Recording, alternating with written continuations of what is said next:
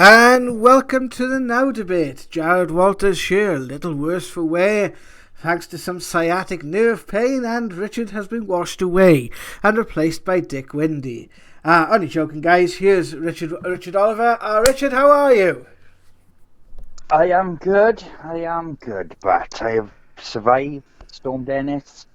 Barely. And I am alright. Just about, yeah. Yeah, you've had quite the... hello, Amanda, and hello to Suzanne, and the guys joining us in the chat, for everyone here. Richard, you've had a bit of a week, my friend.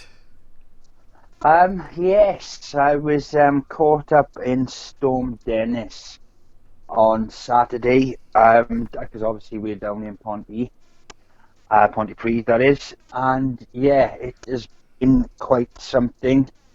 Where I live, there's a culvert up the top of the road. Basically, it's where the water runs down from the mountain, and then it goes into a tunnel under the estate, and it blocked and blew, and sent millions of litres of water heading towards our houses. There is videos on Facebook, on Richard Oliver Facebook. I don't know if you've got them, Jar. Not yet, but I don't know if you want to put them on the channel or not. But there is, yeah. If you go on my Facebook, you'll see kind of like this videos, 2 videos I posted and some pictures. And basically it washed a car park wall down, which was about 45 foot across and about 12 foot high. And flooded the houses. So yes, that's putting it lightly. It was quite something. It was like being in a disaster movie. To give you some idea of how powerful the water was, it went from my ankles to just under my waist in probably about 20 to 30 seconds. So you can imagine how much water that is. It was incredible. So yeah, it's been a weekend. We were right in the middle of Storm Dennis, and as this is happening to you, I basically just swiveled in a chair and I have jarred my back, so I've been unable to move all weekend. And that's why we've not been putting any videos out on the channel, guys, because Richard has been preoccupied with, well, saving lives. A much more fruitful cause than YouTube videoing, I guess. And well, you see, saving lives. I was waking people up at 3:30 in the morning, telling them their house was underwater. So it's kind of, I don't know, it was kind of bittersweet, really. One of the best. Yeah, and there's some things on the chat coming through about, you know, other people that have lost. People have lost a lot of. People have had. They've had down in Ponty, down where this a couple of areas close to us, where we were actually declared an island on Sunday morning, because we were completely cut off from the outside world. Because the one end of Rydfelyn and then you got Hawthorne is the other end, were both completely submerged underwater. So yeah, it was. It's been, and these poor people down the bottom, right next to the river. Well, not even close to the river. Some of them. No. I've had a really bad time. And for where we live, you know, in the mountainous regions of the depths of the valleys of Wales, you know, flooding like that is basically unheard of. But it's quite something. It's quite something. The scenes coming out of Pontypridd and Cardiff and places like the Wye Valley, Worcestershire, the north of England, you know, the UK. This last couple of days and weeks has been unprecedented. So there's been some other news as well floating around. There's been a lot of stuff chatted about aliens going on around after they found this signal that seems to be reoccurring every 16 days or something, isn't it? Yeah, every 16 days there's a signal coming to Earth. It's well, I don't know what to make of it, to be honest. There's been people saying, "Oh, it's just microwaves." which I was quite. I did actually have a little giggle at. The thought was, it's what that's a slow microwave.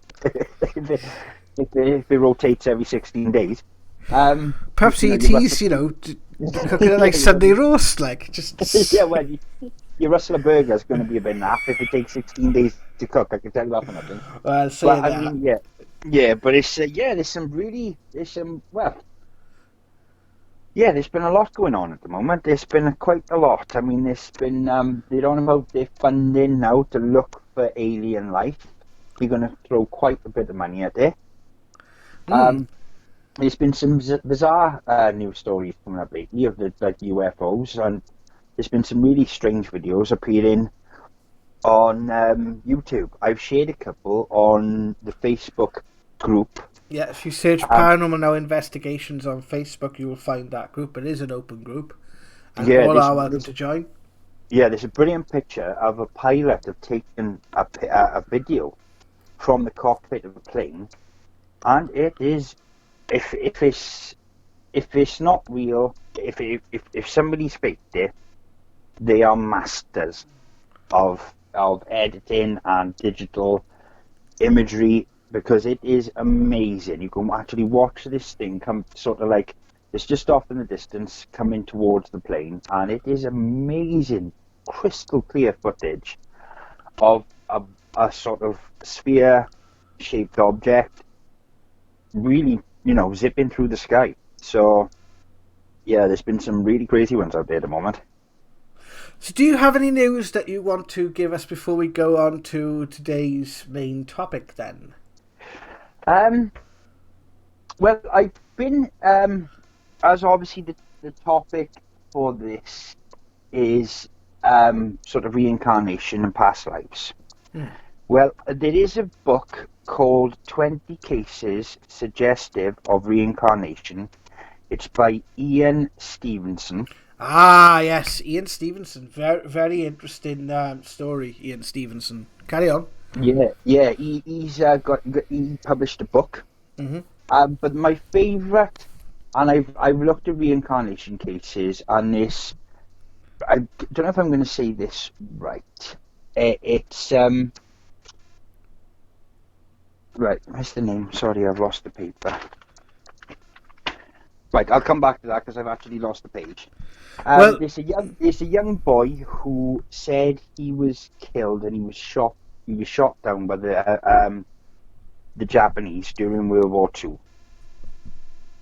And I think it's Jamie Linger or something like that. His name is, or James.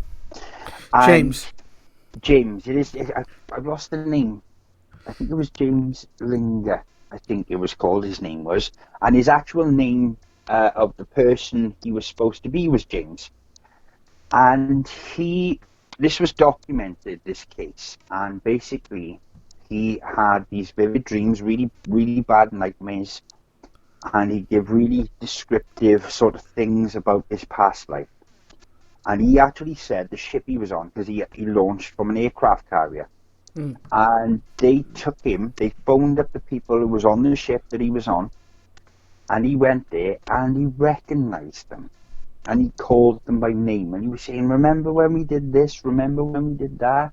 And these old gentlemen were completely blown away, because there was things this little guy knew that no one could possibly know. Only these bunch of friends who were in the wartime, and it is an absolutely fascinating story. It is, it's unprecedented. I'll have to see if I can find the kid's name. Christy123 says the James World War II story is the one that finally convinced me that reincarnation is real. Now, whereas you have had throughout your journey the things that have happened to you in meditation, past lives and reincarnation has probably been the way I have come into this, and it's been the sort of story of my sort of entrance into the world of spirit, into the world of the paranormal. And for me personally, I have been able to recall certain instances of past lives, with very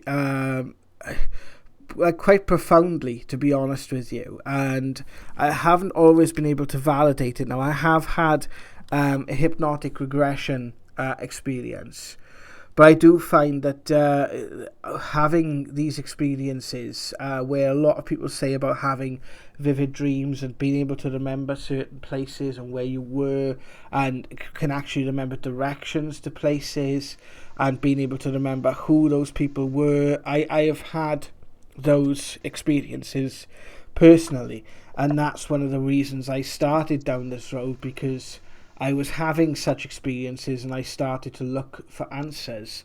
And this is why this particular case, I feel, is one of the most special of all the ones that we've done. Now, every case that we've done is special in some way, shape or form. Every case that we have done has had a story, has had something fascinating, something that grips you. But for me personally, this case validated so much of the personal experiences that I've had throughout my life that I just couldn't explain or didn't have a frame of reference for. Going through the experience of resolving this case with you and with Amanda, and obviously, you know, everyone who was involved in this case from start to finish, it was quite something. It was quite an experience, and it was something that we had a lot of help. Sean, who was our psychic artist and has been on several cases with us, was also instrumental in helping us throughout this. But again, I think it was yourself, Richard, that actually came up with the solution for this case. And I'm not going to spoil, because what we've done is, some of you may have seen this before, but we had a bit of a discussion earlier, and I thought I could either take some of the evidence from this case and show it like we have done in recent weeks, or we could show the full video that we made back in 2017, but show it the entirety of the story. Because whereas different cases, there are different factors that you can pull out. So for example, you know, when you have connects interaction, when you have ghost box interaction, or EVP, or psychic phenomena, or past life memories, or that sort of thing. This case kind of connected so many different things. There was so many different levels to it. Richard, have we still got you? Yeah, I'm still here. So for me personally, this case was something very profound, and something that helped me put to bed a lot of things that I was very much unsettled with personally. But what we will do, I think, is we'll show the video, unless there's something you want to add first, Richard. But I was thinking we'd show the video. The video is about 15 to 20 minutes long. And what we'll do is discuss the case in its entirety after the video. But is there anything you wanted to say first, Richard? Yeah, basically, this part of this case is the second part of the journey we went through. And the first part of this case, we became sort of, we read a book called Ordinary People, Extraordinary Tales. It's actually from the first, more is it extraordinary. more? It's more Oh, extraordinary, yeah. That's right, yeah, More Extraordinary People. Yeah.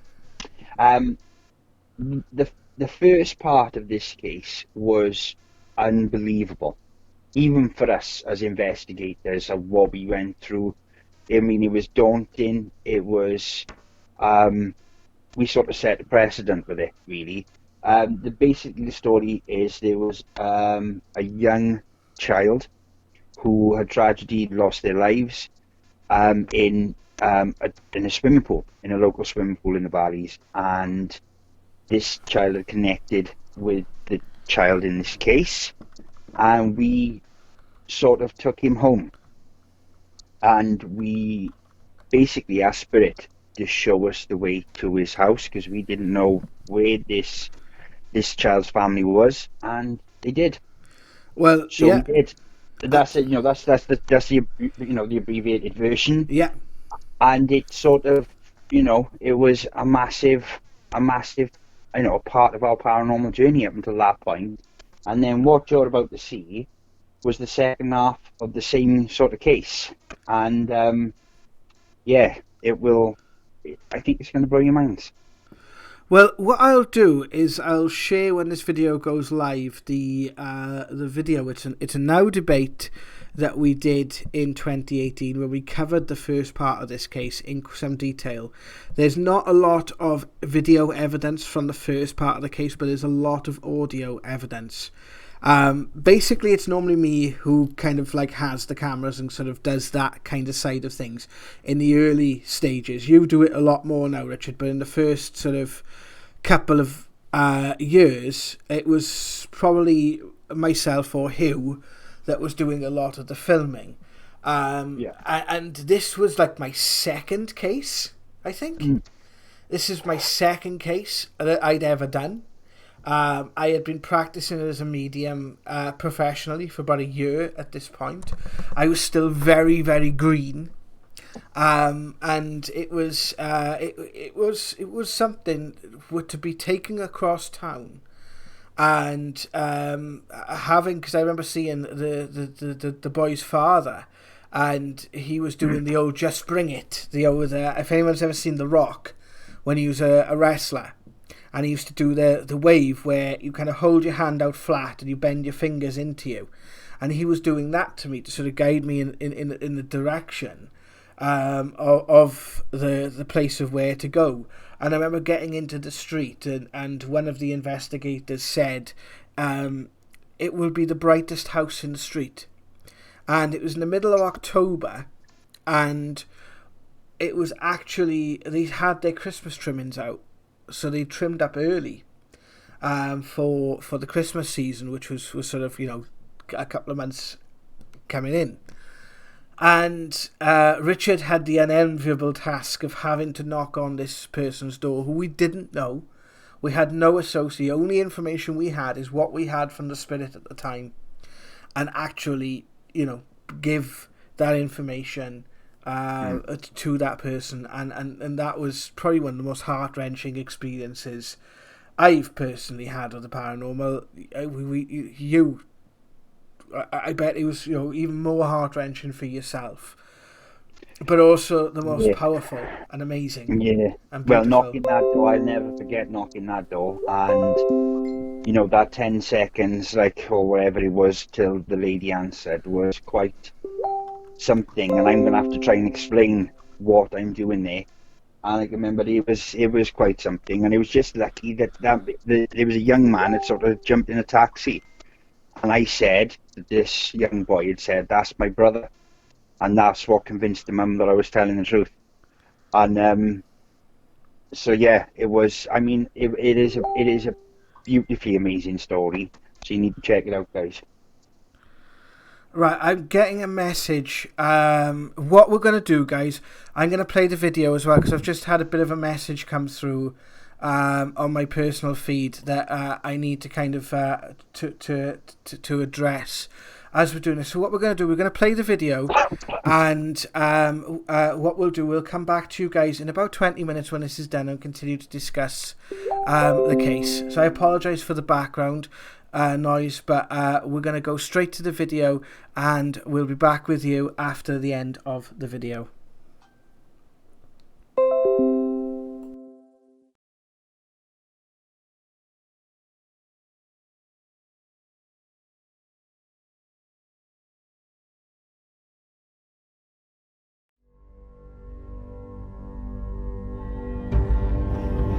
Is Alice you in the future?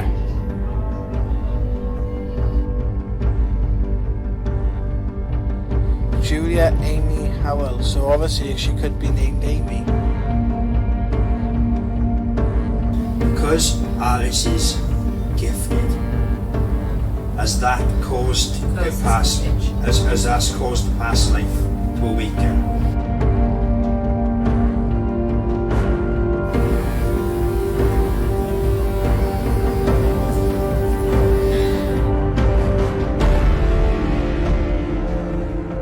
The idea of reincarnation has been around for centuries, throughout multiple belief systems, cultures and backgrounds, with mounting evidence from paranormal and psychological research, such as hypnotic regression. The holy grail of such research is validation, and this is something this case had in spades. I am Jared from Paranormal Now, and welcome to the Now Investigations.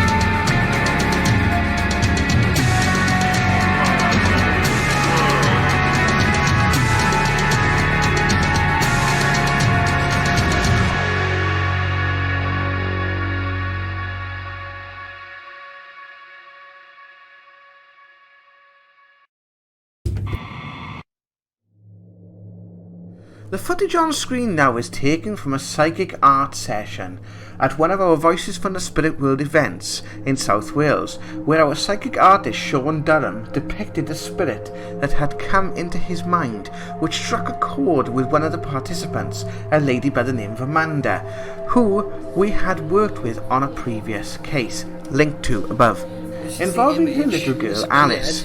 At the time was 4 years old. The drawing was of a spirit who appeared in several photographs.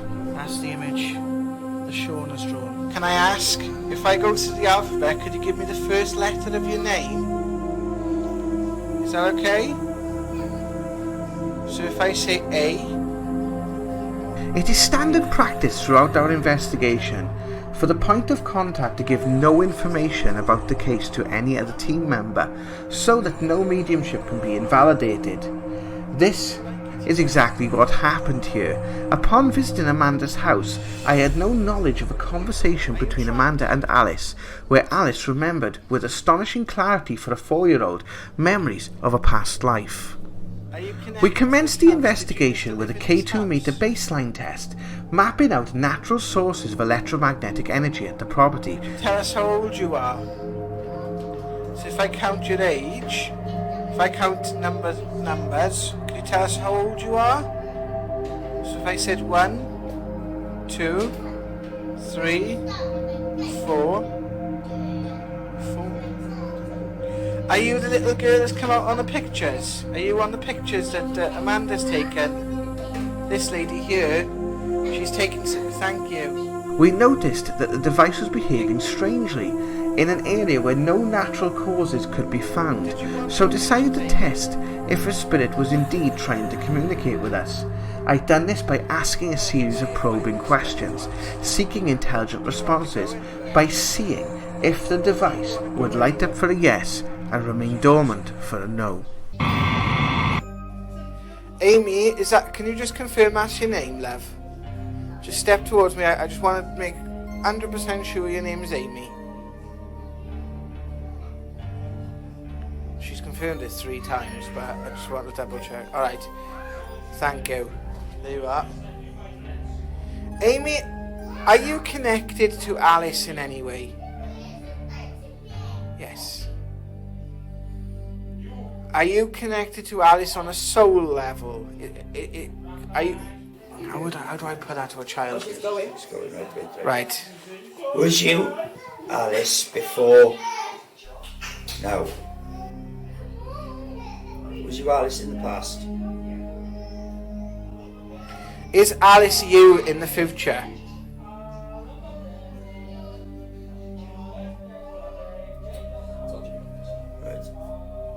Was Alice your sister? Were you Alice? Sorry, is Alice a future version of you then? Yes. Are you and Alice part of the same soul? You're the same soul? Yes. So you have reincarnated as Alice, yeah? You've come back to Earth as Alice.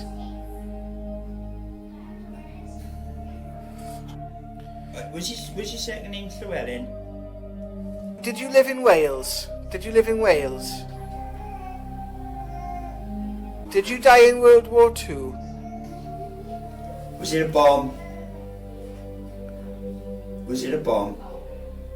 Was it an explosion? In the kitchen. In the kitchen? Yeah. That's what Alice told me. Did your mum make hats? Did she work with fabrics and stuff? Thank you. How many children were there? Could you tell me how many children lived with you? Just you? 2? 2 children. Amy, how many brothers and sisters did you have? 1, 2, 3, 4, 5.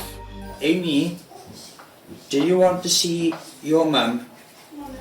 Do you want us to cross you over? Do you want us to take us to your mummy? Yes. Where's that? The explosion had been. 4 siblings. Mum's surname was Llewellyn. What site is this? Carey family tree. The memory Alice had described was matching up exactly to the information I was getting through the K2 meter, which meant there was a connection between Alice and the spirit who was appearing in the pictures. Alice remembered being in heaven after an explosion killed her and her sister in the kitchen of their house. Her mother was named Llewellyn. She made hats. Her name was Amy and she was 4 years old, where she sadly passed away. The evidence of the conversation is seen on screen now. Is that everything? It's all the stuff we chatted about, but yeah. Think of the concept of reincarnation. Right. Right?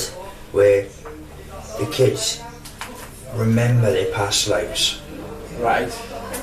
But them kids, most of the cases I've watched and learned about and read about, them kids are not gifted.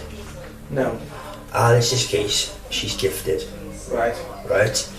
Now, if that's the case, the communication with the past life is through the child.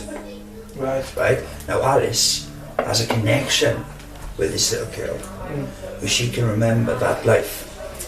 But that little girl is also manifested as a spirit in this house, because we just communicated with her. Yeah. And we're not communicating with Alice. No. We're communicating with her past life. So that must mean that when Alice was born, her gift literally created her past life as well, to manifest the spirit of her life. So essentially, It's like a split. she took a little bit of her old spirit with her for now to activate her gift, and now we've got to release that spirit back to her higher self. Amy is her past life. Alice is picking up on the memories But it's the of same the spirit soul. Amy. If Yeah, you think about yours, it's the same soul. they're separated, but the connection is Alice. A bit like a twin flame then. So when Alice was born, that 4-year-old girl just was back in the world, in spirit, like a ghost. But Alice is picking up Amy's memories because they're so close connected, and she has a connection with spirit. So she's what she said to Amanda is what she's picking up off Amy. I wouldn't be surprised if Amy weren't psychic, because this is a new one. The child that remembers the past life is psychic, and this is what happens. The only way we'd ever know if that's the case, if we ever come across another psychic child, if she has a spirit with her that used to be her or him, and it's the same thing. That's what happens when that one weird significant thing happens. When a child is born who's psychic, their past lives must split. What does it mean to cross a spirit over? Usually needed when a spirit either does not realise they have a physically passed, or has unfinished business and creates activity in a home. We perform a crossing. This is an energy-based exercise that will help to raise the vibration of the energy either of the house that is haunted or the spirit in question, with the aim of connecting them with loved ones, family and friends. This was unsuccessful as Amy's soul had split.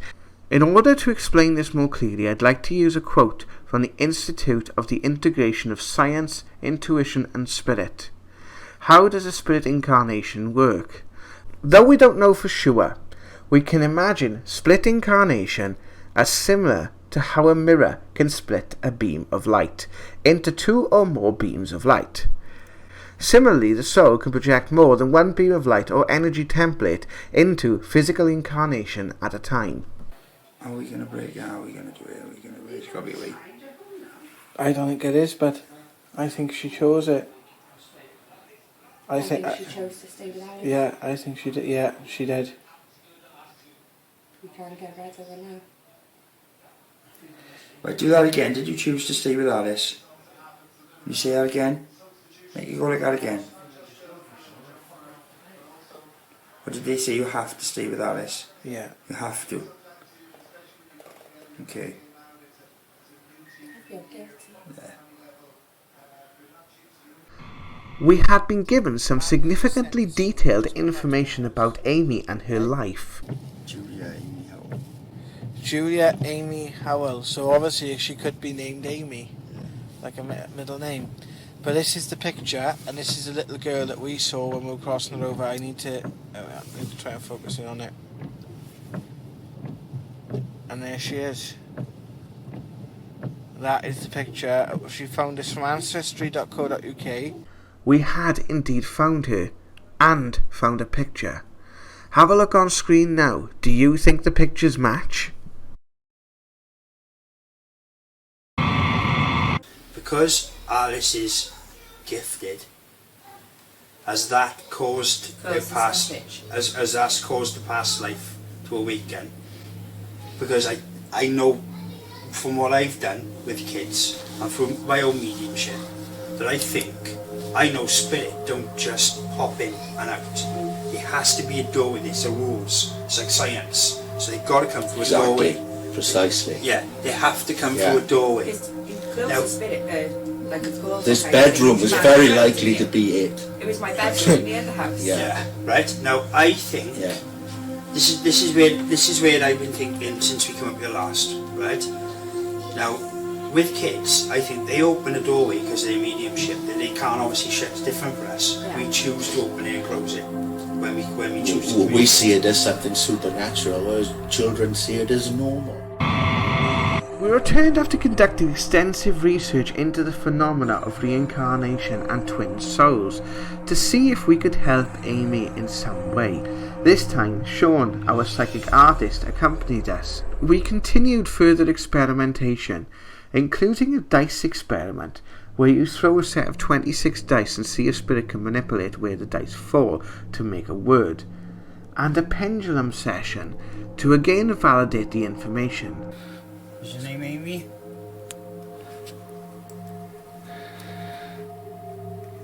Does that mean yes? Yeah. Straight back and forth. All right. Circles, please, okay?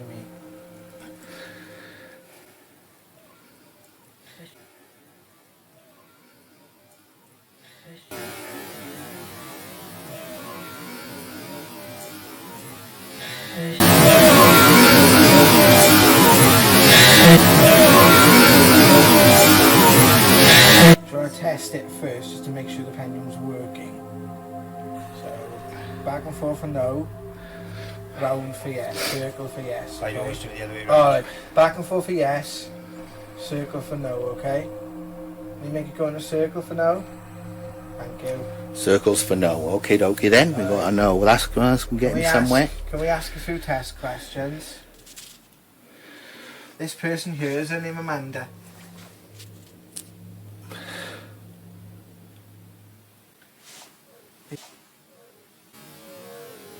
Is this person here Bob?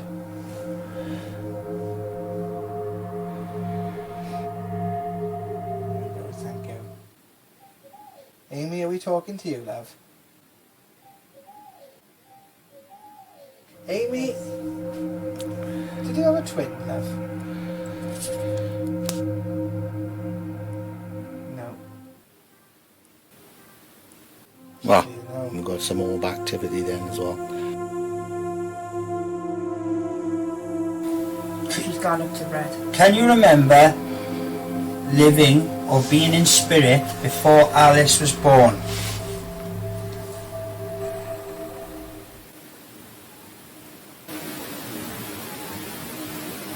We also established that Alice did not just remember her connection with Amy, but could remember other past lives as well. Amanda had shown us a drawing Alice had done with Sean, where she had accurately depicted a Roman villa from over 1,000 years ago without any prior knowledge. There's like the tent kind of thing she said about. There she is. You colour her in? Oh, glass. That's what she's drawn. None of the information we were getting would fully answer the question. How can we help Amy? We cannot regress Alice, she is far too young. We cannot cross Amy over. So what do we do? It was Richard who had the idea that we attempt to integrate Amy's spirit back into Alice by taking Amy through a form of regression, getting Amy into a calm state of relaxation, then moving her energy back through her timeline to the point of Alice's birth, then bringing the memories of Alice's life into Amy's consciousness. Listen to me. There you go. Well done. Right. I have to focus on my voice, okay, and listen to what I'm telling you, okay? I want you to shut your eyes. Okay? You need to listen to my voice. You need to relax. You know I'm going to come to you. Just need you to close your eyes. Listen to my voice. Take big breaths.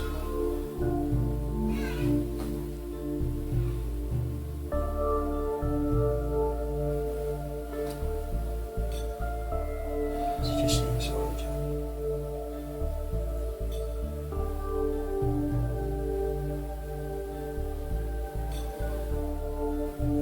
Listen to the sound of ocean. As the waves come in and go out. Listen to the sound of the sea. You remember the sea? As it comes in and rolls out. So it pushes in and pushes out. Taking big breaths, you start to feel sleepy.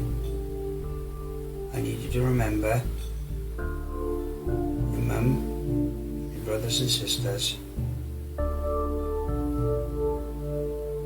your nan. You want me to remember them when you was with them the last time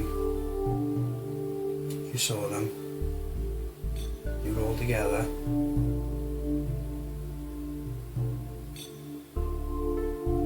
And then I need you to remember going forward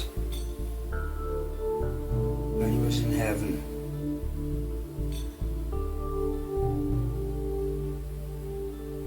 Keep going forward. Remember seeing Alice.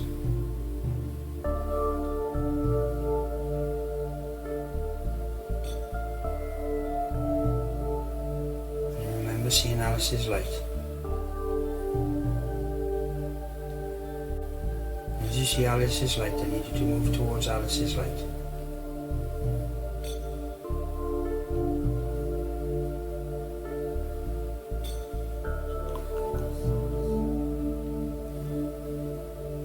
Move towards her light.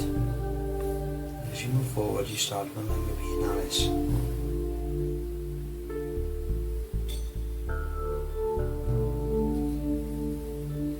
And all the sounds around you. Right where you're supposed to be. And as you start to open your eyes,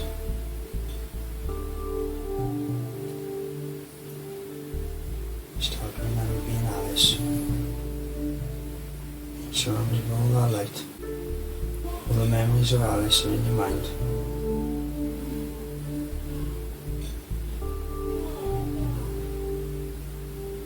As you become Alice.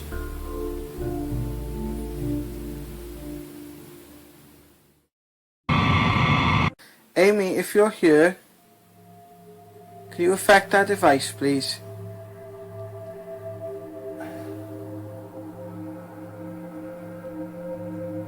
Anything? I can't see from No, Nothing. She knows how to work that way. flat. Not a sausage, but The case of Amy and Alice was one of the most emotional, inspiring and intriguing cases we have ever been involved in.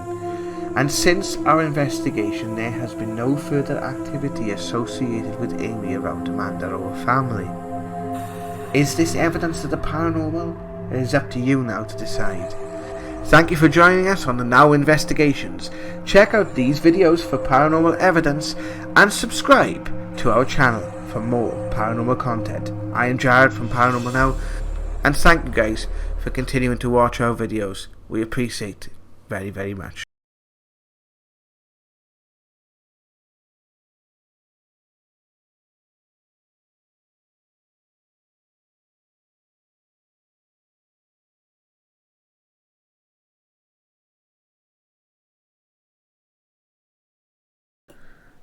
So what did you guys think about that? Let us know on the chat.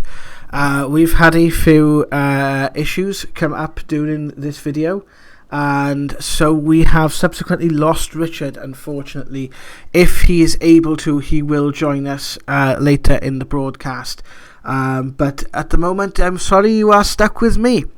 So yeah, this what did you guys think of this video? Let us know in the chat your thoughts, and it would be very interested to know your guys' thoughts on and feedback on the story. So, as the story basically showed, it started with a series of events that we were doing. This second half started with a series of events that we were doing in the latter half of 2015, where we were putting on psychic and paranormal themed events in the South Wales area, and we did a event in an old police station in South Wales, and as part of that, Sean Durham, a very good psychic artist and fantastic friend of ours, basically came along at the last minute really and did some drawings, and as you can see in the video, Sean is an absolutely amazing artist, and he drew this picture of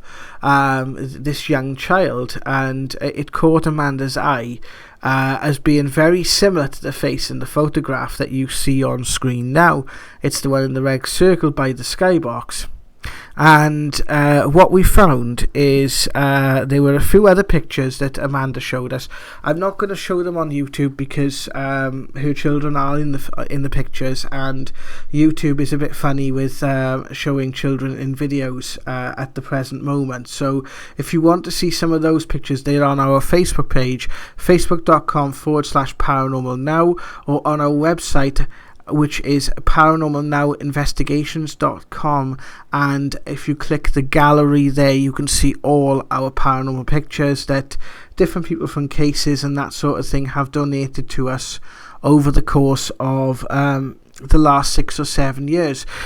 So that was the first instance where we'd seen these pictures, and as you can see, the face in this picture on screen now is quite profound. You can see the eyes, the nose, and the mouth. You can see the facial structure quite clearly.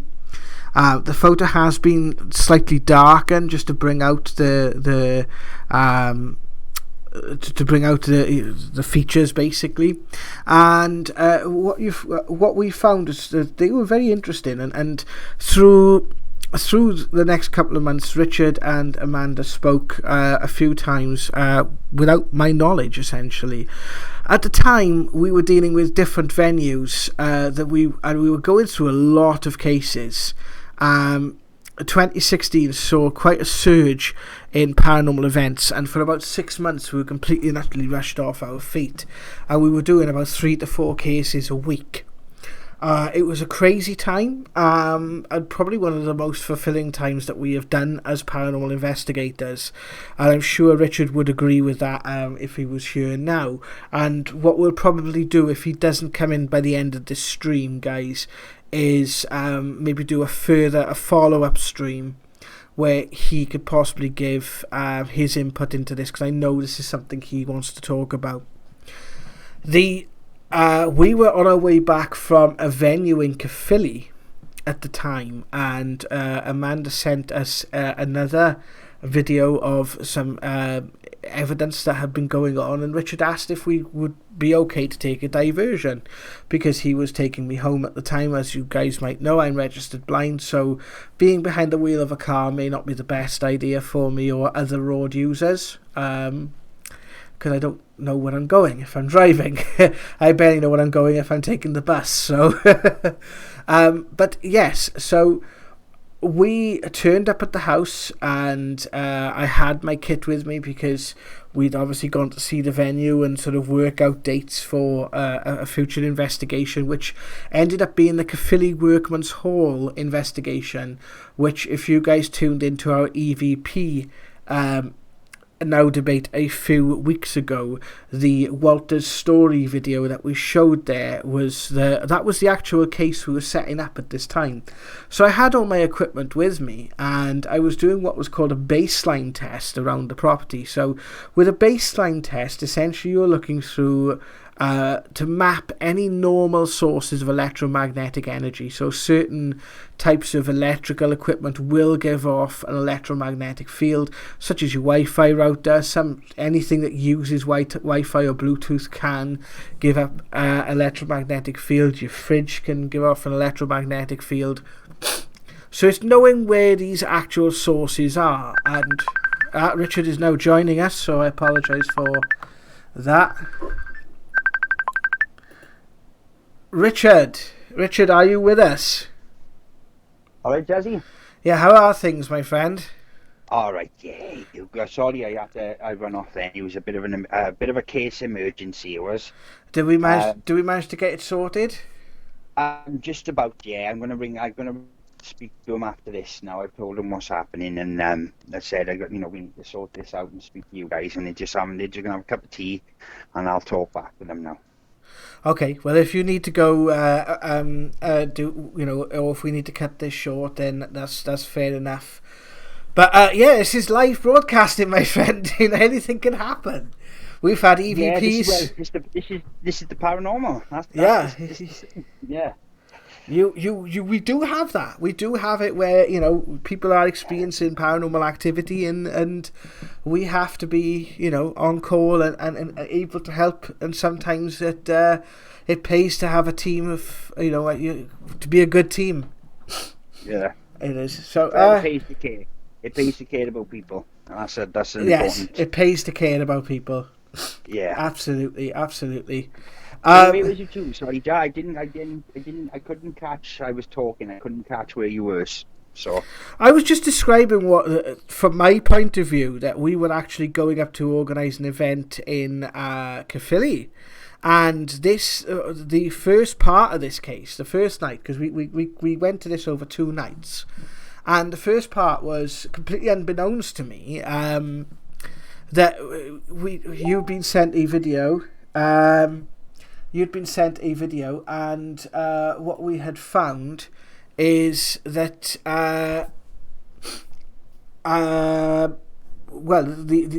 excuse me, sorry, my trail of thought has just completely evaporated. But the first night we turned up there, I was explaining we were doing the baseline test, that we turned up on the off chance because we were at Caerphilly at the time sorting out an event that took place up there. So we kind of turned up to this case on the off chance, but it was in the middle of that year where we had like 6 months full of just rammed full of cases, and we had loads going on. Yeah. And you had been telling me for weeks that reincarnation was going to come up, that that you had a feeling that this was going to happen. I had the feeling that this was going to come up. There were certain things that were happening around me at that time that were bringing up certain questions. And Richard, your microphone is muted. There we go. You should be able to hear him now, guys. I'm sorry about this. This is live. This is things going on. They can hear me. They should now. Yeah, they should now be able to hear you. So Richard has rejoined us for the chat. It was a very emotional time, Amanda says, and I'll never forget it. So, Oh no, we'll never forget it. No. so I was doing the baseline test, and I remember seeing this little girl, and she had a hat on, and I remember having this sort of flash, like someone just putting a picture up in front of me. And the K2 meter was going off. I was walking around the house, and I came down to the bottom of the stairs, and I was talking to you guys and mentioned about this little girl, and you both looked at me. I can see you now looking at me and going, "Ja, the K2's flashing," and that's when we started asking those questions. Now, I had no prior knowledge as to the conversations that you and Amanda were having with regards to what her little girl had said, what she had remembered, and what you had been told, and any research that had subsequently been done. So that was a very that was a new one on me. That was a strange one on me to sort of, be able to ask those questions and to see you guys' reactions to the answers to those questions. Yeah. But not actually have the answers myself to be able. Normally when I ask a question, either we're all in the dark, or there's just one person who we know that's researched it. If we need to, if we're doing a public investigation, sometimes we'll have an expert on site that knows the history and that sort of thing. So that was the start of it. We started, doing these conversations, and you asked me to ask about whether Amy was this little girl's former life, and the answer was yes. The thing for me because it was, we had 2 visits, and the thing for me on the first visit, and I can remember this sort of like really cut me up, because I can remember we tried to cross Amy over, and she couldn't go. Yeah. And I can remember that shook me, and I was really upset because we'd upset this little spirit, because her loved ones had come through and they couldn't take her back the normal way that a spirit would, sort of go back to the light and go back to, the other realm, if you like. And I can remember that kind of rocked me a bit. Yeah. And I can remember we had that conversation, and I was quite upset about it, because, it was the first time that had happened. And in doing that, I can remember Sam said that you will find the answer when you go back. Yeah. If you remember, Jack. She did. And and she said, and she saw me out the front, and I was out the front. I went out for a cigarette, and I was standing out the front, and this was on the second visit, and I can remember it just like an epiphany. It just popped into my head, like this answer that I was just pondering. I was thinking, right, they said I know the answer. That's a weird concept, when they tell you know something before you know it. Yeah. I hate that so much. And they'll even say it's easy for you. You do it all the time, or something like that. Like, really, just rub my face in it, guys. And you're thinking, well, I must know. So how do I? And I can remember it just came to me, and that was such a thing, that part of the case, just sort of like coming to that realization, and then trying to do what I thought in my head was the right thing to do. And because obviously, does it explain it in the video? I didn't quite see the video then. Yes, we show in the video. You were distracted when we showed it, but we do show that what we did.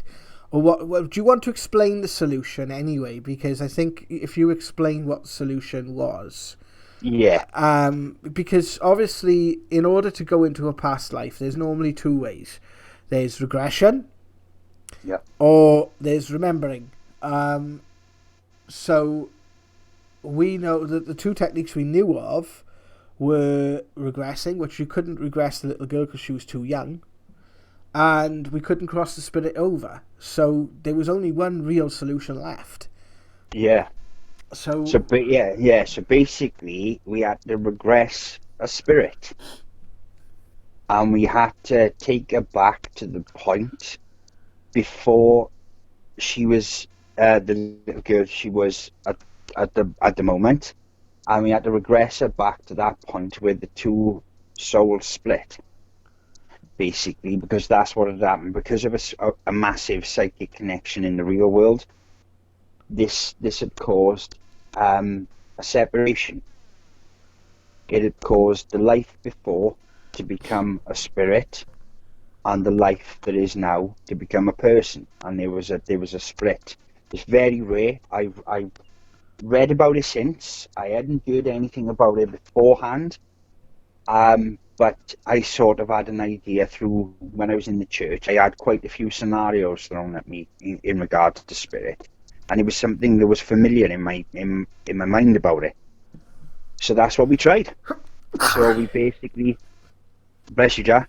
Thank you. Sorry about that. Excuse me. So we basically regressed a spirit, and we used I think we used a pendulum and the K2 meter.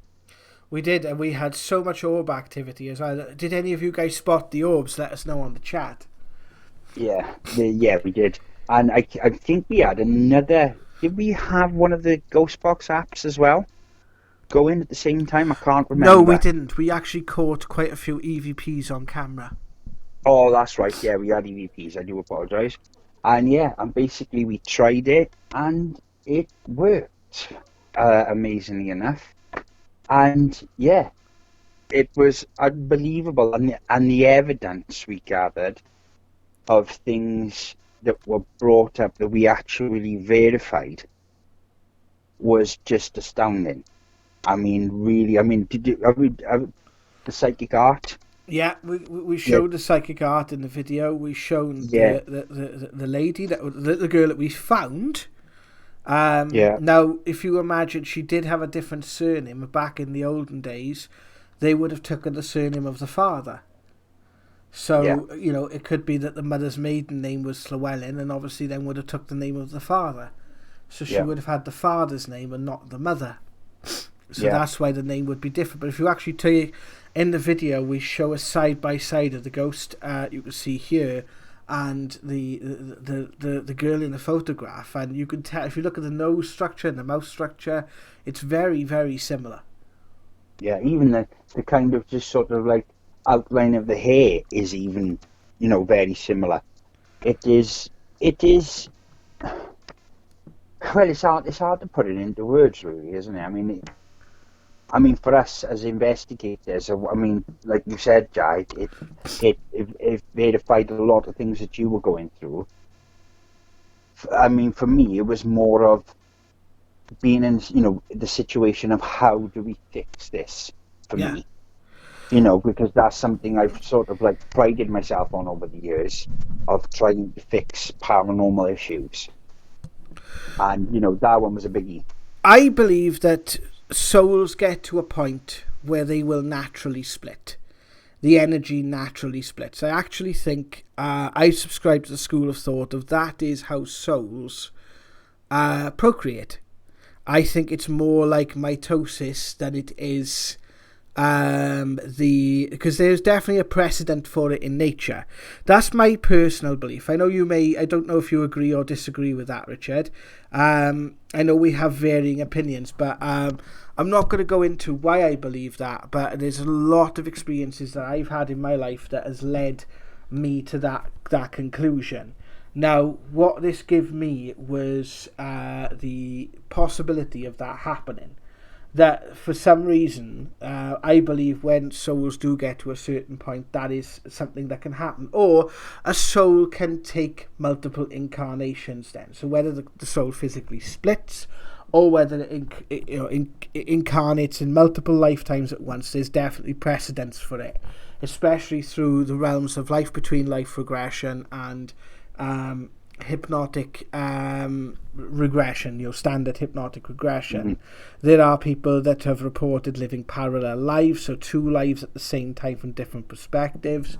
But I believe it is a natural function of the soul, to be perfectly honest. And I think it's something that I will explain in a much more detail when I'm ready to, because I'd like to present some evidence for that and speak about that in a much more detailed manner, but I'm not in a ready place for that at the moment.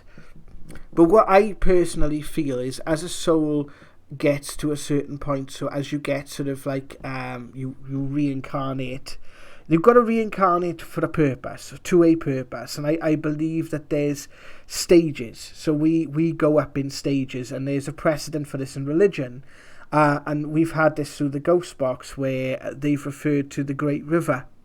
Now, the Great River comes from the Hindu religion. And they have spoke a lot about sort of religious concepts and where they've come from when we did the Now investigations. One of the things they talk about is the Hindu is the concept of the Great River, which is modelled after, I think it's the Ganges. I'm not sure exactly which. I believe it's the Ganges, but it's one of the longest rivers in India. So I'm not entirely sure as to this. But the idea is that if you think of a soul's journey, so a soul will basically start off on a mountain as a spring, for example, or will basically start off at a point. And it travels down, and each life is a pit stop along that river. So each life is a like, let's think a picnic area on the banks of each river. So you may have, let's say, for example, 10, 15, 20. Eventually, that river will go to the ocean.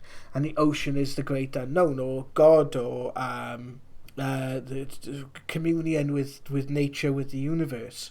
And what happens, I believe, is as you get to a certain point, your energy basically will split. And part of your consciousness will go one way and continue living. And part of your consciousness goes another way. That's the way that kind of way makes sense to me. But that consciousness becomes separate from you then, and an individual entity in its own right. It's a Hindu concept where it comes from, but it also comes from Buddhism as well. And it's something that I researched a lot into when I was a lot younger, about 15 years ago, 10, 15 years ago.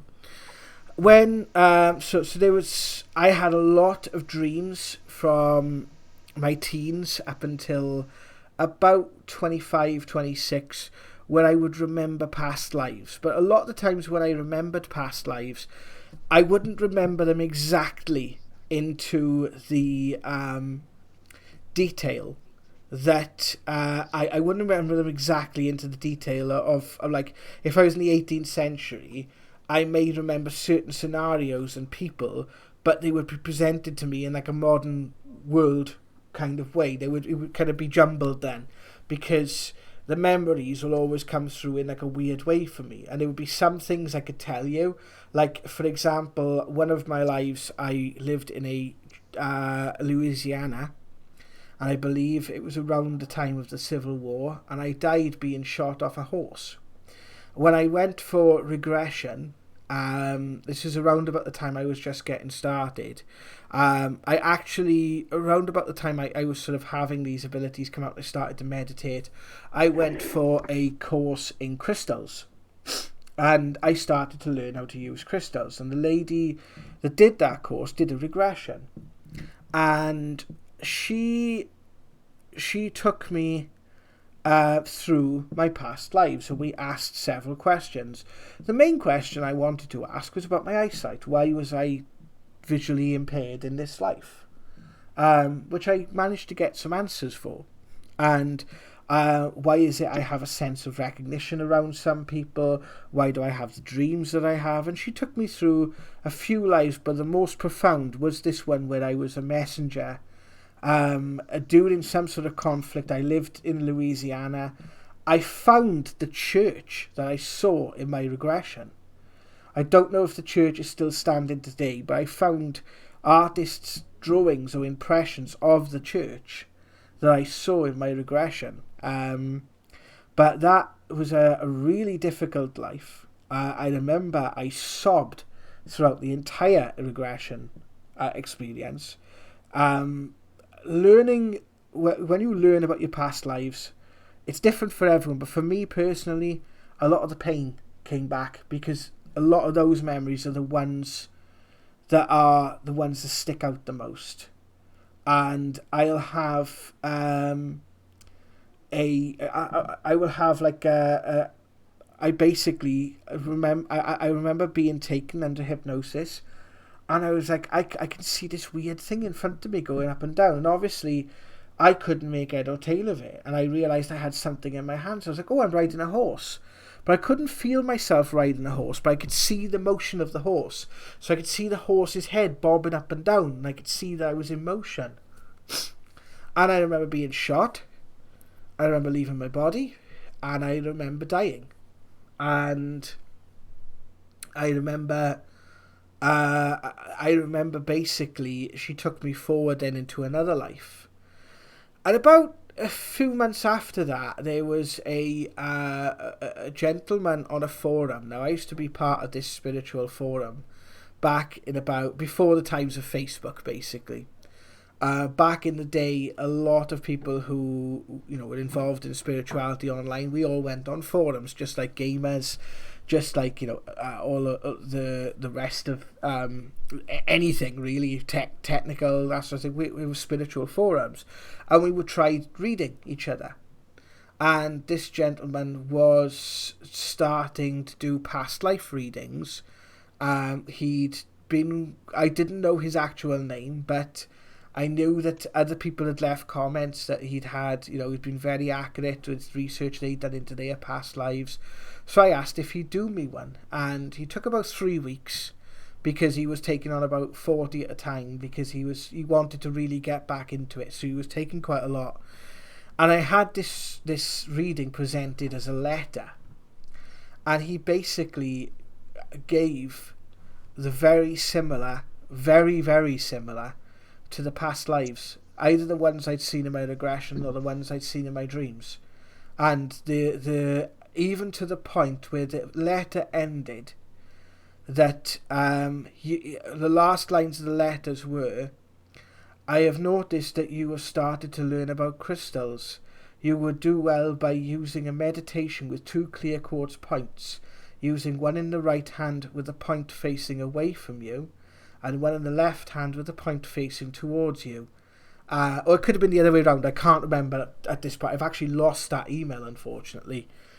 But the reason I had the regression in the first place was because I went on that crystal course, and that was the first meditation with crystals I was shown. So for me, it was giving practical, physical evidence to validate the experiences I had had. I'm a person, I like practicality. I like practical evidence I can hold in my hand. Because when you give a reading, and when I give a reading, it's tangible, it's malleable. When it's like when we listen to the Ghost Box, Rich. It's there, in front of you, it's undeniable. And that's what this Ghost Box did. That's what this case did for me, is it created a situation where I had to look at my own life and say the experiences that I had were undeniable. And I think we've lost Rich. No, we still got you there, Rich. I'm still here. Yeah. Well, the only experience I've ever had like that, I remember being an adult as a baby. I've asked quite a few people this, and there's not many that's experienced it the same, but I actually remember being an adult as a baby, and I remember thinking, oh wow, I'm going to have to go through all this again. What am I going to be like? And having these sort of really strange thoughts. I remember even looking at myself in the mirror, and I couldn't quite believe it. I had a bit of an inkling of what had happened to me before, as where to sort of coming from, and I have this sort of, it's like a weird sort of echoey feeling. I know that sounds weird, but I can sort of like hear things in echoes, and of like spirit describing things to me and saying, this is what's going to happen, you're going to be okay, you're going to have this, you're going to sort of like, it's like kind of going to sleep and waking up. It's going to be, quite tremendous, but you've got to remember, because this is part of your journey. You will forget as you move forward. When you get to like about 3 or 4, you'll start to forget, and you'll start to sort of like fit in the placement of who you are now. And yeah, it was very strange experience. I remember Ooh. sort of like it's always been in the back of my mind. Um, and I always sort of like I put it at the back of my mind, if you like, because I sort of dropped it into conversations over the years, and I've never had anybody say they've had the same sort of thing. But I did. That was quite profound for me. That stuck with me for a long time because I remember having a needle pushed into my heart, and I asked my mum about it, and she has absolutely no recollection of it at all. And I said there was doctors around me, and they pushed the needle into my heart. I said I remember it quite vividly. She said the only time she could think of that happening is when I was born, because obviously I was born dead. And they went out to tell my mother and father I was dead, and the nurse ran out and said, "Oh, he's moving." And they had me on a little tray and put a blanket over me, and yeah, that's I. But to me, I felt like I was sort of 6 or 7 when this happened to me. This is the memory I have, like from now. It's sort of like I was in, say, 5 to 7, sort of in that age range. But I've had dreams of past lives, and I've met people, and that's triggered a sort of like a Yeah, I've had past life that. sort of feeling. When we met paranormal scholars, I had quite a vivid one when I met Laura, and I could see her that I was my sister, and she was arranged to be married, and because I didn't like it, and I was her brother, and I was killed for it. And that sort of like was so strong, that memory. I can remember this. It was like I was thinking, wow, this is something. But it's like, I mean, these are the things we search for and we endeavour to find, are these answers to what's next. Because and these sort of stories, like that one I said about the Jamie one, or James. These stories are so powerful, and there's only I think there's only 100,000 documented cases in the world, which seems a lot, but on the grand scheme of the world is minuscule. Well, there's probably a lot more than that have been documented. The biggest scientific one is the one you mentioned, Ian Stevenson. And I believe that was through an associate at the university he worked at. They left a fund as part of an inheritance that funded his research through the university into children that remembered past lives. And that's basically how he went into the work that he did. But he is the most sort of prolific researcher that have been sort of into this. Christy says, if you believe the soul had splitted, then why was the girl not able to be taken back over to spirit? Well, right, a slight bit of confusion. Right. This, as Richard has said, this split wasn't supposed to happen. Yeah, it was an anomaly. Yeah. It was an anomaly, and basically because that little girl was supposed to be the little girl she is now, and that spirit was supposed to have a restart, and that didn't happen because the split. She couldn't go back to spirit. She didn't belong there. In that sense, she had to go back to the person she is now. So we had to take her back to that moment of the split and reaffirm to her that she was this new person. And that's what she did. She found that connection, and the two souls became one again. Yeah. Basically, that's what I'm. But that shouldn't happen. That's an anomaly. Yeah. That it was because of a super psychic, powerful connection in the physical, created that split. It's such it's like you hear cases of possession. Possession only happens because of super rare circumstances, and it's not just it can happen to anyone. In the cases of some of these profound cases, I can't think of the girl's name right now. Emily Rose. Like in her case, it's kind of like, you've got things like I've got dyslexia, and you've got certain things like that. People have certain attributes, and you have Asperger's, and it's kind of like that, but in a sort of supernatural sense, if you like. That's the best way to say it. Yeah. it's kind of like, it's like, you know, you with your eyesight, Jar, it's that little anomaly, and that's the only reasons they can happen. Yeah. And that's what it does. That's what the case was, because of the little girl having a super psychic ability, and that created the split. That is that's when you mentioned about remembering being an adult, right? There is now, I don't know a lot about this, but I have had conversations with people about it before. I believe actually, do you remember Jessie, who we had on The Awakening Now? Yeah. I believe she's done some works on this. Jessie Ann Nichols George. I can't remember it. I think on my original channel is an interview with her we talked about, but there's something called Parallel Lives, where we actually live lives in different dimensions. Then, like the multiverse theory. Then, because I have a memory like that where I can't. I can tell you when it is, but no one else can corroborate it. And I remember my mother having a friend that lived in Treorchy, and she ended up moving to Cardiff. And I remember us going, my brother and I, and staying the night down there. Now, my mother doesn't remember taking us down there. I remember who the lady was. I remember her daughter. She was, lovely lady, like. But I remember us staying the night down there, and I remember waking up. All I can remember is both my brother and I walking the spiral staircase, and I have no idea why we were, and it was huge. It was like something out of Dungeons and Dragons, this spiral staircase, because I remember it was really hot. It was like walking up a spiral staircase underneath a volcano or something. And I must have been about 6 or 7 when I had that. But to me, I've grown up with that as like a memory. It was something that happened, and I can't. But it just doesn't fit anywhere within my life.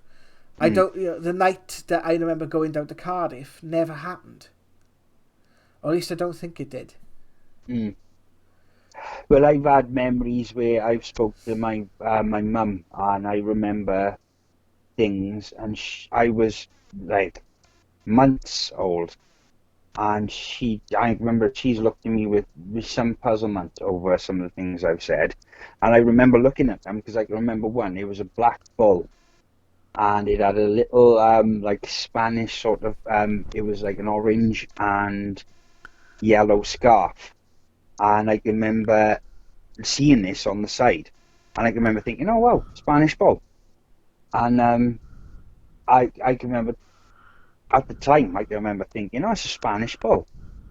And I can remember his horns were like plastic and everything, and I must have like reached out for it, and my mum must have handed it to me, because I was only like tiny, you know what I mean? I must have been about 7 or 8 months old, and I can remember having this memory of somebody talking to me, and not my mum, like talking to me in a spiritual sense. And saying, and I can remember like feeling quite panicked that I was sort of trapped in this little body and trapped in this little mind, and I'm thinking, and they were saying it's all right, and you can remember this soft, warm sort of voice just saying, it's okay, everything's going to be okay, you will be okay, like, and just sort of like reaffirming that I was, this will fade. It's just you have to have. There was a reason. Maybe it's to talk about it now, I don't know, but there was a reason why I had to remember. And there was a reason why I could remember being, an adult, basically, and, placed into a child. Do you remember being an adult, as in being Richard now, as, an adult, or a different adult? A different adult. Right. A different, not me as, like, me now, as me.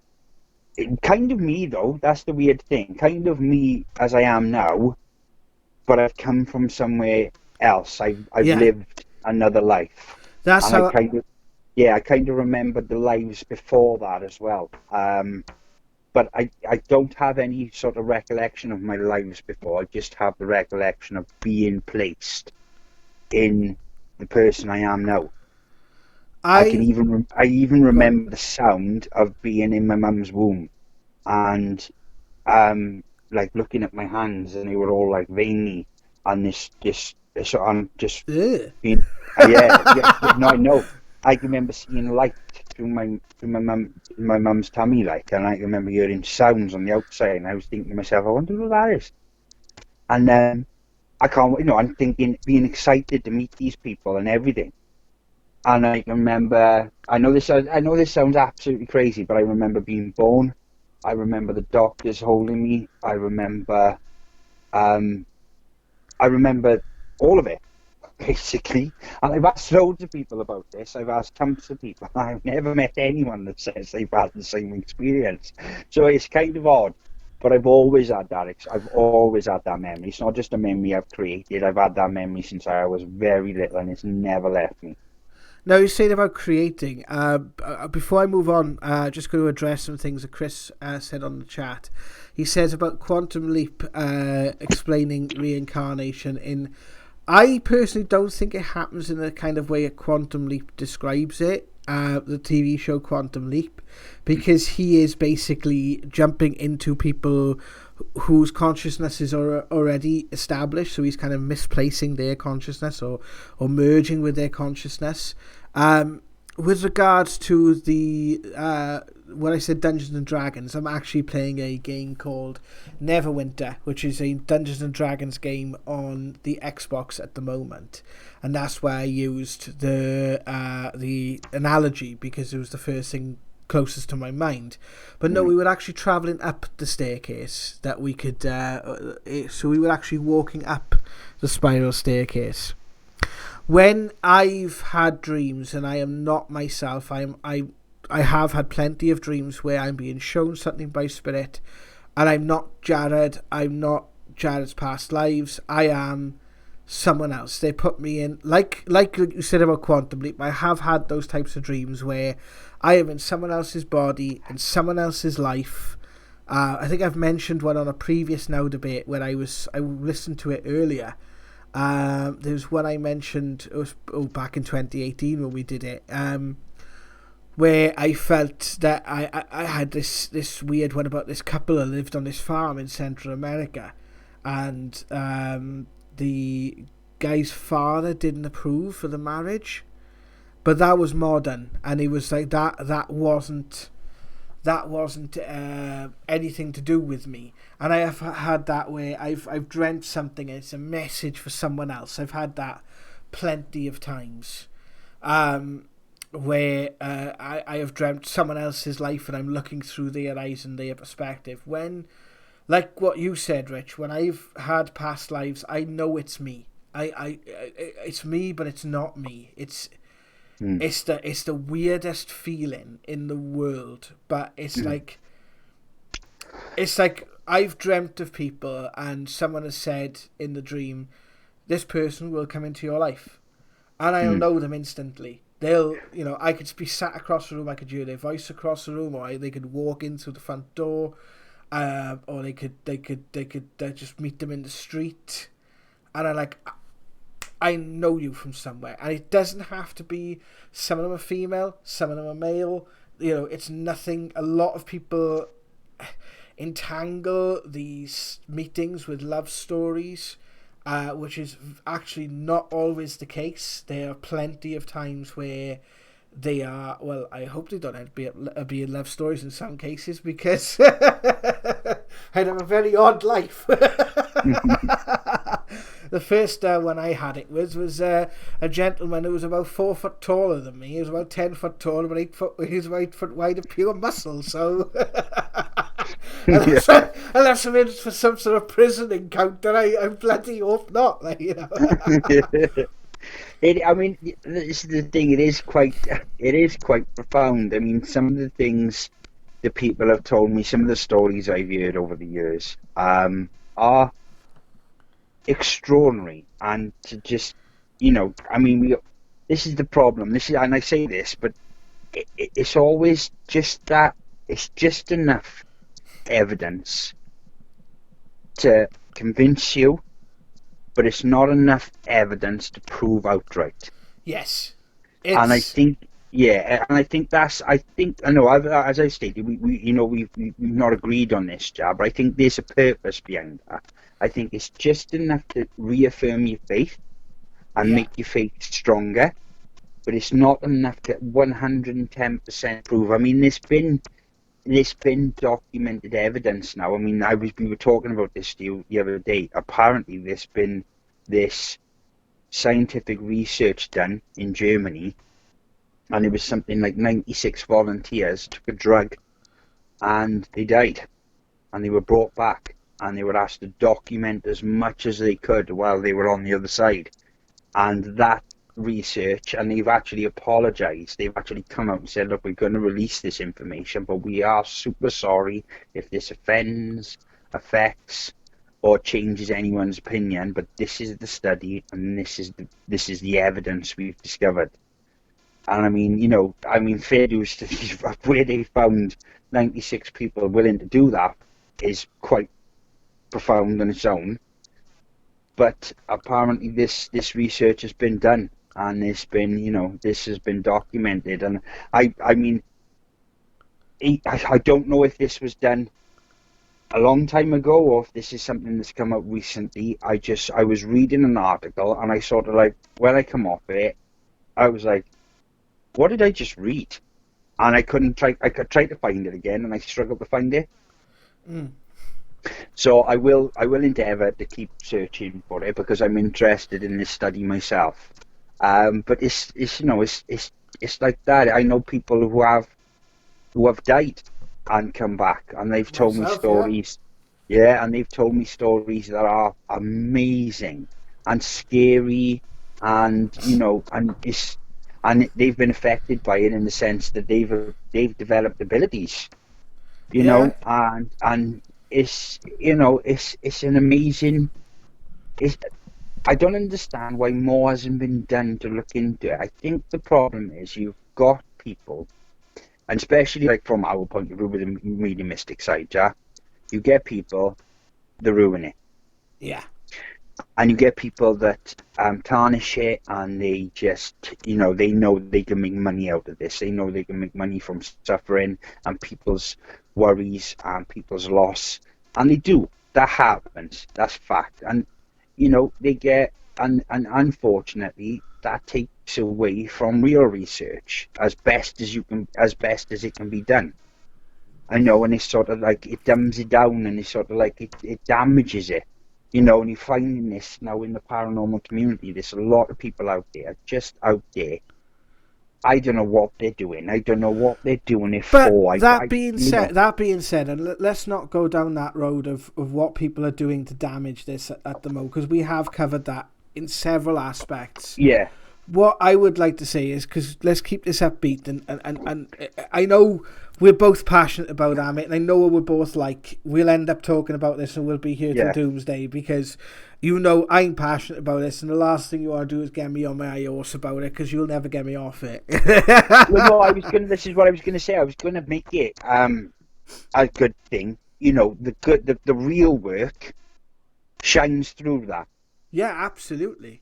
The real work is more amazing, and does, the real stories and the stories of wonder and amazement and beauty are starting to shine through. Thank the Lord. Well, and this is what we're trying to do. This is what will change it. Like Huff, the last video he did on spirit communication, for me, was exquisite. Was beautiful. The way he explained how you have him, the signal, the frequency, the device, and the communication was just, I gotta be honest, it filled me with joy. The way he described it, it filled me with joy. I know we got differences on how he does it, but the way he did that video, for me, was just amazing. We're getting very low on time now, guys. Right. So I want to address a few questions in the chat. Yeah. But okay. The point that you've just made, my friend, is that was the point I was going to make, and you've already made it for me. So, the real work will shine through in the end, and I think that, as at the end of the day, you go back 40 years and you talk about ghosts, people will go, "Oh, there's no such thing as ghosts." And now, it's very much in the public eye. So I think this is I think as the consciousness of humanity grows, we will be able to digest more information. I don't disagree with you that there's a barrier, and that if we're given too much too soon, like the example we were given in the Now investigations about Heaven's Gate, and where that information was given too much too soon by the wrong person, and it ended in a dreadful situation. So I think there is that barrier there. What my dispute is that as we grow and are able to understand things more, that barrier gradually falls. And I don't think it just exists in the term of the supernatural. I think it exists in anything and everything that we look into. If you go back to the 1400s and light a cigarette, they'll think you could spout fire from your hands. Do you know what I mean? So this is the thing, Henry Ford said the day before the Wright brothers made their first flight that humanity will never fly in the skies. The day before, so nothing in my view is impossible, but I do believe there are rules. But I also believe we're in a time where you need certain people like Tesla, like Edison, like Tesla for example, or other people who are trailblazers then that push the boundaries. And I think that once those boundaries get pushed, it starts asking questions, but it just takes time. I didn't know that, ITC I thought was very new, spirit communication, I thought it was very, very new. And I've been researching, it's actually been around since the 60s. And, this is pretty much what you're seeing with Huff at the moment, is the second resurgence of that work. Yeah. So what's going on in the chat then? Kirsty said, time and space are much more malleable than we can really understand. I've had so many different experiences that might be considered parallel, past life or out of body, and I can't describe otherwise. My view of them, to you, Christy, write them down, keep a diary of them, because the answers always come. They do. You just got to know where to look, and sometimes the best thing is not to look and let the answers find you. Any thoughts on that, Richard? Yeah, just document them and just try and think about if I through meditation I can quite control my dreams, and if I'm dreaming of something or if I'm experiencing something, I can slow myself down and observe a little bit more than I would have before, and I find that helps, because you'd be surprised what messages you can get from the other side. They can be absolutely off the wall, and it's only later you go, well I didn't see that at the time. You know what I mean? It's only later you find out, you think that's what they were trying to tell me, or that's what I was going, or that's the sort of route I was taking. So yeah, document them as much as you can.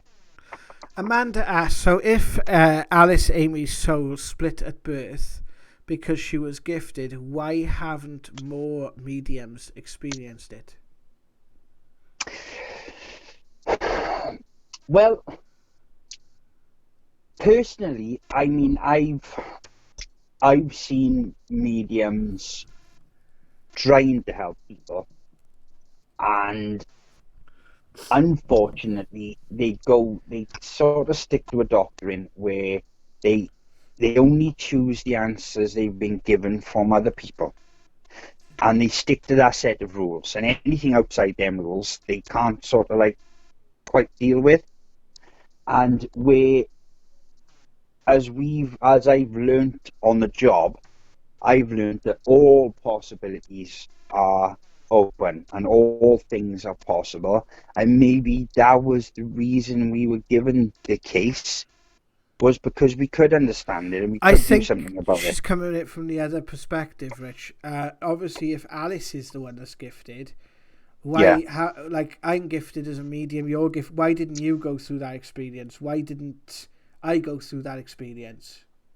Like I said, I think it's just an anomaly. I think it was just you have gifts at different stages. Like I was obviously I've had a connection with spirits since I was as far back as I can remember. Since I was very little, I've had people in the family say I used to say some weird stuff. I know I have a good friend, Rach. She had a priest to the house when she was a little kid because stuff would move. She'd be talking to spirits and different things. Maybe it hasn't happened. It just wasn't documented. We were fortunate enough that when it happened to Alice, we were on hand to look at it. You know, for me, there was no one when I was a kid. When I was growing up, I was told I was just a kid and I had a vivid imagination. Yeah. Even when people saw what I was going through, they still tried to deny it. You know, the difference is there is people like us out there willing to look at it and, you know, assess it and really, you know, or be open-minded enough to look at it. And we had a lot of help as well because, you know, in between those 2 nights, we did ask around. Yeah. I remember I was working for another organisation, a psychic organisation at the time. I can't remember the lady's name now, but I know she was living in France, and she searched high and low for us to find answers on that case. You know, Yeah. so we weren't alone. There were others as well that helped us. Well, maybe maybe it is the reason for ghosts. Maybe it is the reason why certain spirits will not cross over, or they can't cross over, and the people who have tried to help them cross over hasn't come across it before, so they don't understand it. Yeah. Maybe that's the reason. This is the thing. This is what we're trying to uncover. You know, maybe that's why ghosts are the way they are, because that happened. The souls split, and they're trapped. You know, that it's one of the things, because that's what would have happened if we hadn't been involved. That little girl would have been trapped. And the other thing is perhaps this is part of your journey, Amanda, that you went through this, or Alice's journey, or anyone who's involved in that case. I think there will be questions and answers as, you know, we go through our lives. Yeah. I've had things happen to me when I was a little kid that I didn't have explained until I was 30 years older. So, you know, this is the part of it. You know, Yeah. It's like we said about remembering past lives. I've had certain things happen to me in certain aspects of my own story that it's only until I gain a certain bit of information that I actually understand, well, that's why I went through that when I was 4 years old, or that's why I went through that when I was 20, or it's because I had a very vivid one the other day. I went through a period about when it was in the second season of Matt Smith's Doctor Who was going on, and it was the episode Let's Kill Hitler of Doctor Who when that aired. And I remember sitting in the house with a couple of friends of mine who I shared a house with at the time, watching a TV, not unlike the one you're seeing on screen really, but it was a bigger sort of projection based TV, the one I used to have in my house. And I remember seeing an eye, and it was like an eye as a stick figure, and it crawled up my chest, and I remember looking at it, and about a couple of hours after that I went through a meditation, and I went to this temple of gold, like this golden city. And I wrote about this vision that I had. And a few weeks ago, I was having really, really, really intense dreams. And I am still having them to a point where, and I'm having it at the moment where I can be wide awake 1 minute, the next minute I am dead to the world. I am sleeping. But as I'm sleeping, I'm having conversations. I can hear people talking around me, and all this different stuff is happening to me. And I had a very similar experience like that. I was on the sofa. We were watching the same Doctor Who episode about 10 years later. And I was back in that room again. 10 years ago, watching the same episode of Doctor Who, and it was completely in sync. What I had in front of me and what I was experiencing in the vision, the episode was completely in sync. And a voice said to me, that's what you saw. That's why you saw the eye. It was you now connecting with you then. You were connecting with parts of yourself from your past because something had come up. And it was the most minor thing. It was one of the most ridiculous things. And it's the same as premonitions. I remember reading a book about premonitions, and it's people can have profound prophetic dreams about, world events. Like the first now debate we talked about this year, Baba Vanga, predicting 9/11. And then the next premonition could be you treading on your glasses or something. Do you know? There's no rhyme or reason to it, why these experiences happen to us. So you just got to take it as it comes. Richard, you okay?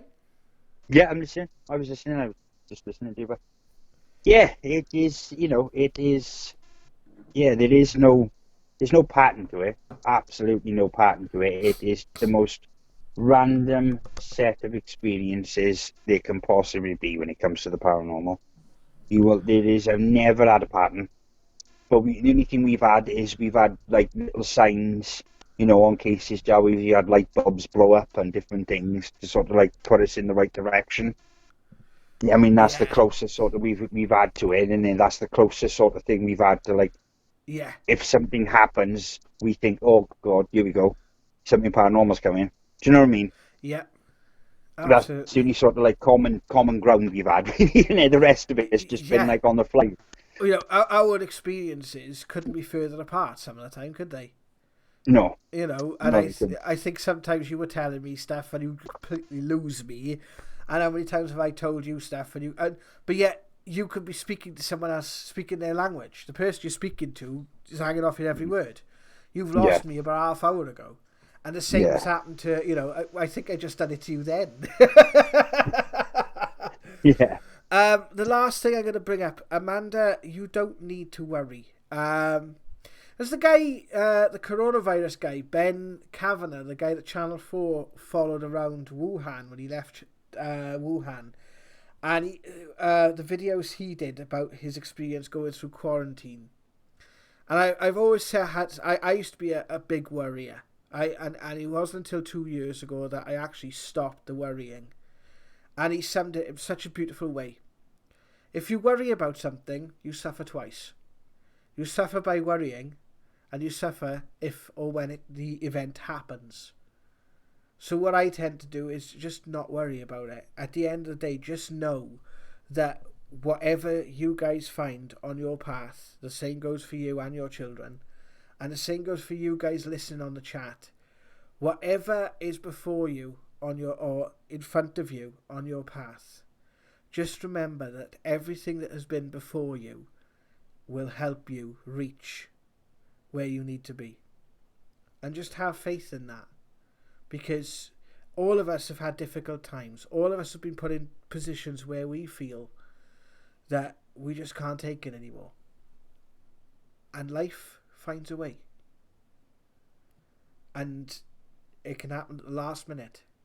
And it can happen in the most amazing ways. But don't worry. There's no need to worry. And I think that brings us to the end of today's show. Richard, any final words? No, I've got nothing.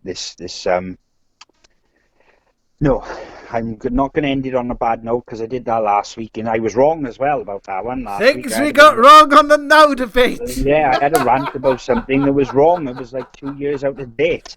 So I'm going to keep my mouth shut. I'm going to keep my rant in for when it's appropriate. We might bring back a segment called Now News, which I was trying to sort out this weekend. Yes, we are going to bring that back. Yes, because but I will keep it for the appropriate time. Okay. Well, the score is 2-1 to Richard now. Yeah. Yeah. Right. Well, thank you very much, guys, for joining us. You have been listening to Jared Walters and Richard Oliver, or Richard Oliver and Jared Walters. That was the Now debate. Thank you very much, and take care. Love and light, power peeps. We speak soon.